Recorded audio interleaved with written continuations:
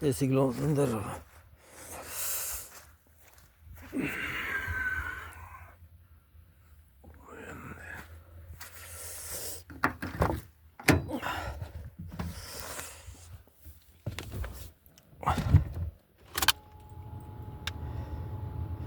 on pilves üksikute selgimistega, kohati võib sadada. No, käik on küll, jah.